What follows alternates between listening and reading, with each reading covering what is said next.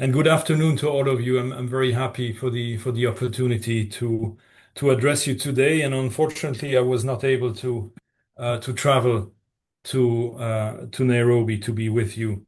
My name is Moritz Klemm. I'm a vet from Germany originally. I work in the European Commission in DG SANTE. That's the Directorate General for Health and Food Safety. In the unit responsible for animal health, and within that unit, I am the team leader for animal diseases and international. So my team deals mainly with priority transboundary animal diseases that include FMD, and because we're speaking about poultry, HPAI, and also Newcastle disease. And we also follow the activities of WOA, and especially the standard setting at WOA. So I'm very grateful to WOA for having organized this workshop. It's one of a series that goes back almost 10 years on trade, on safe international trade, and how to participate in the standard setting, but now moving more to the actual implementation of WOA standards in trade. And I'm happy that the European Union has been able to support those seminars in Africa, but also in other regions. We had one recently in Europe as well, and in the Americas. This time it's our colleagues from DG INPA who are providing support for this workshop. The reason we do that is because we strongly believe in trade, in international trade being a vehicle to support not only the economy of the countries trading and of the farmers, but it's a way to improve the situation overall when it comes to animal health and to the systems and the services that operate this system.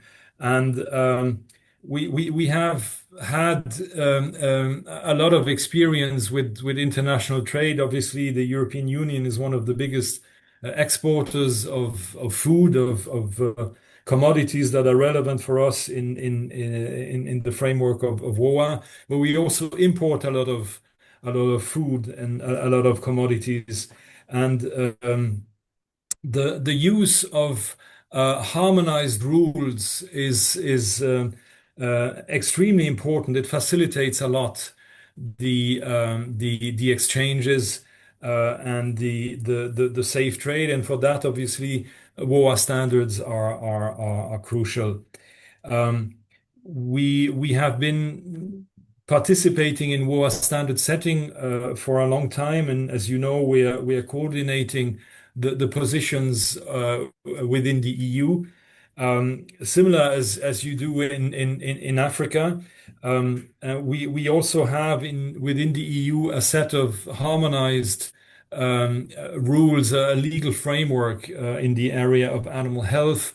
We recently celebrated 10 years of the animal health law that is now a comprehensive legal framework that covers everything from animal identification to the control of the movement of animals and commodities across the borders within the European Union, within our single market, but also the imports of animals and of food of animal origin, of relevant commodities from third countries.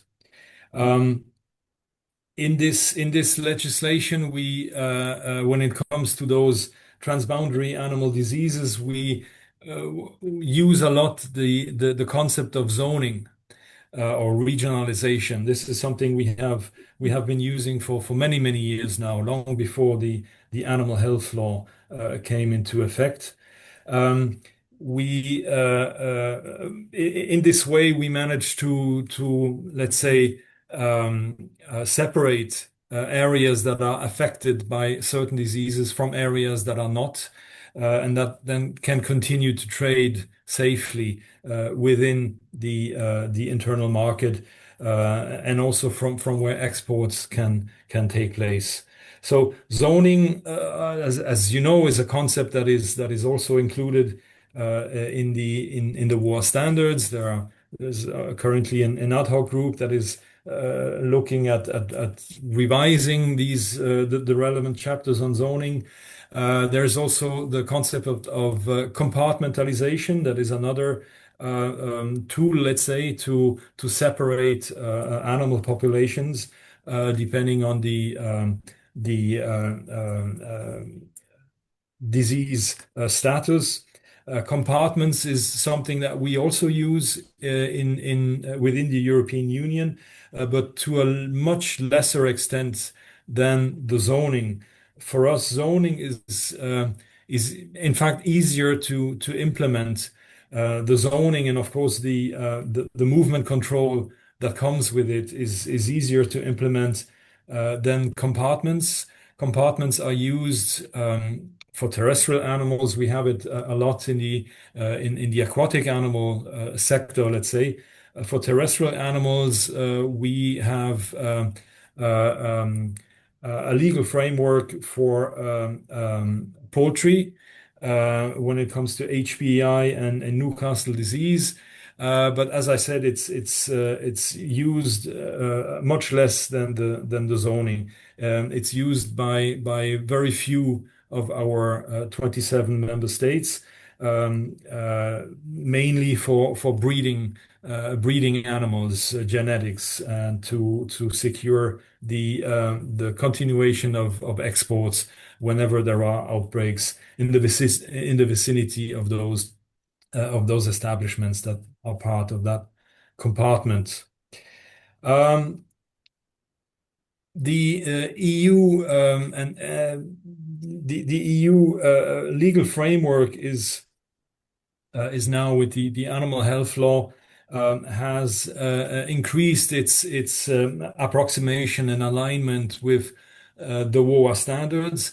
In fact, this is also much easier for us when WOA standards already exist to simply use those standards, and that's I would say the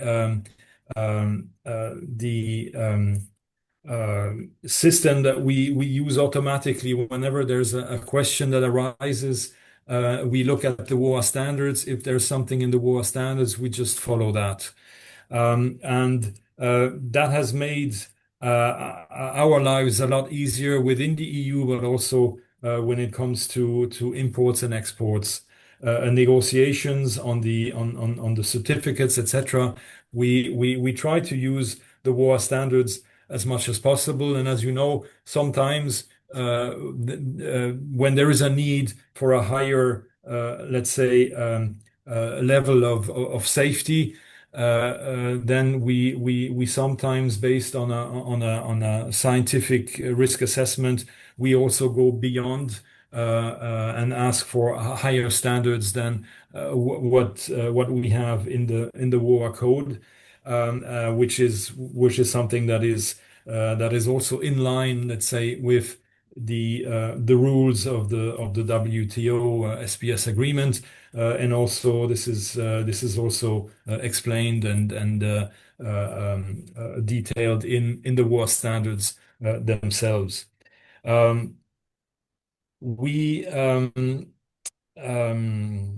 we have to organize the market, our single market, across borders. So we are kind of used to these cross-border movements of animals and commodities, and um, uh, this is something. There's a bad noise here. I hope you can still hear me okay. Um, um, the the WOA standards, as I said, for us are extremely important, and we have realized that it is very difficult for colleagues dealing with imports and exports to be fully knowledgeable of the possibilities that are in fact included in WOA standards and in following WOA standards. It's of course much easier when there is an outbreak of a transboundary disease in a country from which you import, to simply close the market and say we don't want to import commodities from your country anymore. And we have seen that a lot in our trade relations with certain countries. And in fact, it is very often the problem, in fact, is the lack of capacity, the lack of human resources, but also the human resources that are available are not trained in the use, in the correct implementation of WOA standards. And that's one of the reasons why we're very happy to support these kinds of workshops where the actual use of the standards, how to perform an import risk analysis, for example, is so crucial in if you deal with imports and exports. This is basically your daily business, and so it is very important to use the standards to know where to find the rules and how to interpret them correctly, so that safe trade can continue and safe trade can contribute to the development of your country's system and the economy in your country. And it is also very important, something that is often forgotten. It's not just international trade in terms of sending your products, your commodities far away to high level markets. Trade with your neighbors is equally important, and is a huge opportunity that is very often not used enough, and that can in fact be a first step to access also other markets that are further away. So I would encourage you to be open to trade also among your neighbors. Let me, and I will finish with that, a few words on vaccination, since we speak about poultry diseases, poultry meat, especially vaccination for HPAI. As you probably know, we have had in the European Union many outbreaks of HPAI H5N1 in the past years. And these come in waves. There's a seasonal pattern right now. It's rather calm because we're in the summer period in Europe. But we have had very serious epidemics in certain countries, especially all depending on the type of poultry production. When you have areas that are very densely populated with a lot of intensive poultry production, then of course, and depending on the type of poultry you produce, you can have a higher risk of infection, and all the biosecurity will not always be able to stop that. So vaccination was seen as an additional tool. Of course, it cannot replace biosecurity. It cannot replace a good surveillance system and early detection of the disease. But vaccination can bring down the amount of virus that is circulating in an area, especially in a densely populated area. So vaccination for HPAI is something that we in the EU legislation we have a framework for that. It's possible, and some of our member states are in fact using vaccination already in certain poultry production sectors. France was a pioneer. About 3 years ago, they started vaccinating ducks for HPAI. And also the Czech Republic has very recently started a vaccination campaign in ducks as well. And there are some smaller pilot studies in some of the member states like Italy and the Netherlands. And even if this HPI vaccination is fully in line with the WOA standards, the code, the recommendations in the code, that do not, is not an obstacle to trade this vaccination according to the WOA standards. The free status, for example, is not affected by vaccination as long as you demonstrate through surveillance that the infection continues to be absent. And this is something that we do, and this is prescribed in EU legislation. There are still some concerns or some reluctance of some of our trading partners to accept commodities from vaccinated poultry.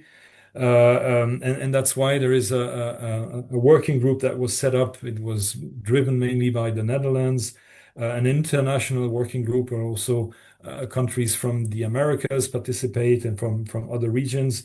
And this working group is now, WOA, of course, is also part of it. And the next step within this working group is to produce guidelines on HPI vaccination and safe trade in vaccinated or commodities from vaccinated animals, and this is something we hope will facilitate the taking up of vaccination, for which we have seen the benefits are huge, and there's really, if it's well done, there is no reason for this vaccination to hamper the international trade in those products. And with that, I hope I have kept the time, and I'm of course available for any questions you may have. Thank you very much for the attention.